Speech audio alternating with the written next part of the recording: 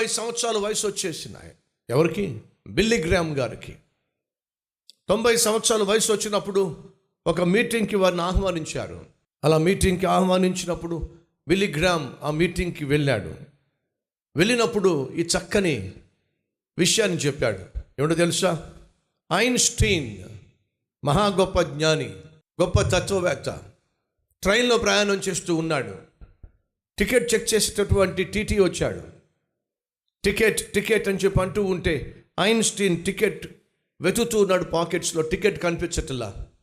అప్పుడు ఆ ticket collector, Einstein గారు, బహుశా ఎక్కడో టికెట్ ఉండే ఉంటుంది, నేను పక్క బోగికి వెళ్ళొస్తాను, ఈ లోపల టికెట్ మీ దగ్గర అటు పెట్టుకోండి, చూపిదురు గారు అని చెప్పి అన్నాడు. కాసేపు అయిన తర్వాత ఆ టికెట్ కలెక్టర్ వచ్చాడు. ఐన్స్టీన్ దగ్గర టికెట్ లేదు. చాలా టెన్షన్ పడుతున్నాడు.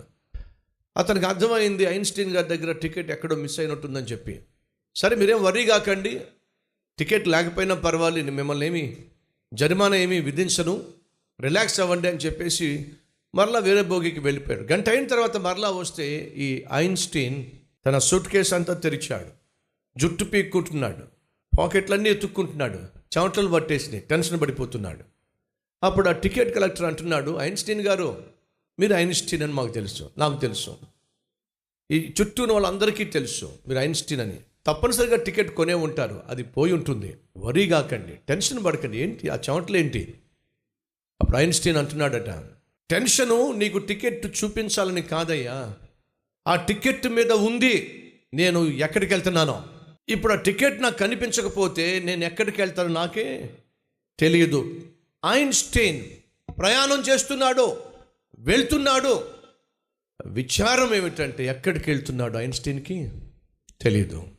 ఫ్రెండ్స్, ఈరోజు భూమి మీద ప్రతి మనిషి, అతడు ఎవరైనా కావచ్చు, అందగాడు కావచ్చు, ఆటగాడు కావచ్చు, ఎవరికి అందని మాటకారి కావచ్చు, సైంటిస్ట్ కావచ్చు, శాస్త్రవేత్త కావచ్చు, విద్యావేత్త కావచ్చు, రాజకీయవేత్త కావచ్చు, వ్యాపారవేత్త కావచ్చు, రాజకీయవేత్త కావచ్చు.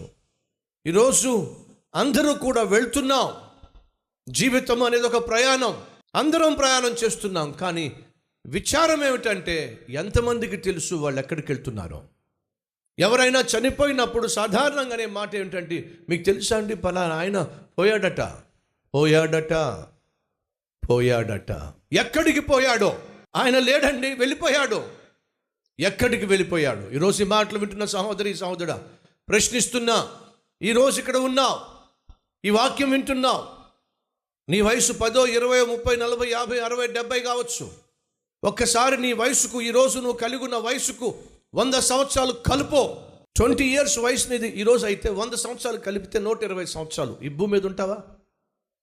నీ వయసు 30 సంవత్సరాలు అయితే 100 సంవత్సరాలు కలుపు, 130 సంవత్సరాలు ఈ భూమి మీద ఉంటావా? ఇక్కడ ఖచ్చితంగా ఉండవు, భూమి మీద ఖచ్చితంగా ఉండవు. 100 years తర్వాత నువ్వు భూమి మీద ఖచ్చితంగా ఉండవు. ఇక్కడ నుంచి వెళ్ళిపోతావు. ప్రశ్న, ఎక్కడికి వెళ్తావు? బిల్లీ గ్రామ్ అంటున్నాడు, ఆనాడు ఐన్స్టీన్కి ఎక్కడికి వెళ్తున్నాడో తెలియదు. కారణం, తన చేతిలో టికెట్ లేదు. బిల్లీ గ్రామ్ అంటున్నాడు, నా వయసు 90 years, 90 సంవత్సరాలు, నా చేతిలో టికెట్ ఉంది, నేను ఎక్కడికి వెళ్తున్నానో నాకు బాగా తెలుసు. ఆ టికెట్ నా ప్రభు అయిన యేసుక్రీస్తు. నేను వెళ్ళే స్థలము పరలోకము, నిత్యము దేవుడు నివసించే స్థలము. నేను ఎక్కడికి వెళ్తున్నానో నాకు తెలుసు, దానికి నేను సిద్ధంగా ఉన్నాను. సమూయేలు తాను ఎక్కడికి వెళ్తున్నాడో తనకు తెలుసు. అక్కడికి వెళ్ళే ముందు తన జీవితాన్ని సెటిల్ చేసుకుంటున్నాడు. తన చుట్టూ ఉన్న వారిని పిలిపించి వారితో మాట్లాడి సరిచేసుకుంటున్నాడు. వాళ్ళందరూ ఇచ్చిన సాక్ష్యం అంటే తెలుసా? సమూయేలు, చిన్నప్పటి నుంచి ఇప్పటిదాకా నిన్ను మేము గమనించామయ్యా, నిన్ను మేము చూసామయ్యా, నీలో ఏ లోపము మేము కనుగొనలేదు. భర్తలో వెళ్ళి భార్యలతో సెటిల్ చేసుకోండి, సహోదరిలో వెళ్ళి భర్తతో సెటిల్ చేసుకోండి, అత్తలో కోడలతో, కోడళ్ళలో అత్తతో సెటిల్ చేసుకోండి. ఈరోజు ఎవరెవరైతే ఏ ఏ సమస్యలతో, మనస్పర్ధలతో జీవిస్తున్నారు, వెళ్ళి సెటిల్ చేసుకోండి. ఏ అన్యాయము, ఏ అక్రమము, ఏ తప్పుడు సంపాదన కలిగి ఉన్నారో సెటిల్ చేసుకోండి. ఎందుకో తెలుసా? రేపటి దినాన ఆ తప్పు, ఆ అసమాధానము, ఆ అక్రమము, ఆ అన్యాయము ఒకవేళ నేను పరలోకానికి వెళ్ళకుండా ఆపేస్తుందేమో. సమూయేలు సిద్ధపడ్డాడు, ప్రశాంతంగా కన్ను మూసాడు. కారణం ఏమిటంటే తను ఎక్కడికి వెళ్తున్నాడో తనకు తెలుసు కాబట్టి. ఈరోజు నీకు తెలుసు ఎక్కడికి వెళ్తున్నావో? తెలియకపోతే ఈరోజు ప్రభువుని అడుగు. ప్రభువా, మరణిస్తే ఎక్కడికి వెళ్తా నాకు తెలియదయ్యా, ఖచ్చితంగా పరలోకానికి అయితే రాలేనయ్యా.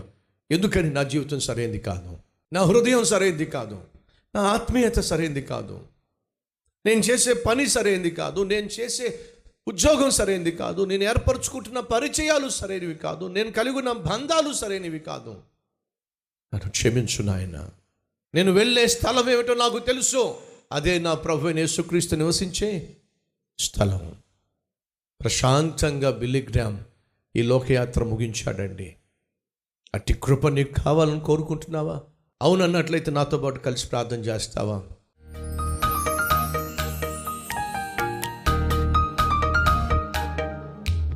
మహాపరిశుద్ధుడు అయిన ప్రేమ కలిగిన తండ్రి, నువ్వు మాట్లాడే దేవుడు నాయన. నీ మాటల్లో శక్తి ఉంది. అది నాయన బల్యం వలె అనేక మంది గుండెల్లో ఈరోజు దిగబడింది. ఎవరెవరైతే ఈ వాక్యాన్ని విని అంగీకరించి తమ జీవితాన్ని సరిచేసుకుంటున్నారో అయ్యా, అట్టి వారిని కనికరించు. యవన ప్రాయంలో యథార్థంగా జీవించే కృప మా సంఘంలో ఉన్న ప్రతి యవనస్తునికి, యవనస్తురాలికి దయచేయండి. ఈ వాక్యం వింటున్న ప్రతి ఒక్కరికి నాయన అట్టి కృప దయచేయండి. పరిచర్యలో పాలు పంచుకుంటున్న వాళ్ళు పరిశుద్ధంగా జీవించాలి. అట్టి జీవితము దయచేయండి. ఏదో ఒక రోజు ఈ యాత్రను ముగించాల్సిందే. ఆ యాత్ర ముగింపు ఎప్పుడు వస్తుందో మాకు తెలియదు కనుక మేము ఎప్పుడూ సిద్ధంగానే ఉండాలి. సమూయేలు సిద్ధపడ్డాడు. అయ్యా, మాకు నిత్యము అట్టి సిద్ధపాటును దయచేయండి.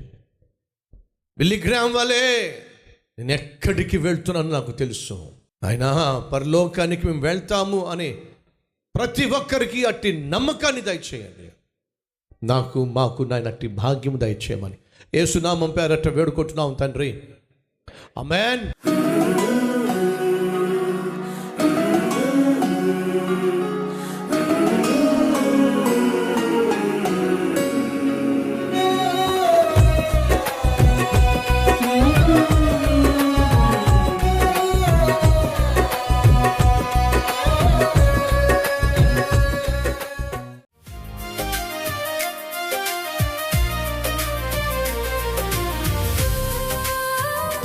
ఫ్రెండ్స్, ఈరోజు అందించిన ఈ క్లుప్త సందేశం మీకు నిజంగా ఆశీర్వాదకరంగా ఉంటే లైక్ చేయండి, 10 మందికి షేర్ చేయండి. అలాగే ఓ చక్కని కామెంట్ పెట్టి మీ యొక్క అభిప్రాయం తెలియజేయాల్సిందిగా కోరుతూ మళ్ళీ కలుసుకుందాం. అంతవరకు సెలవు.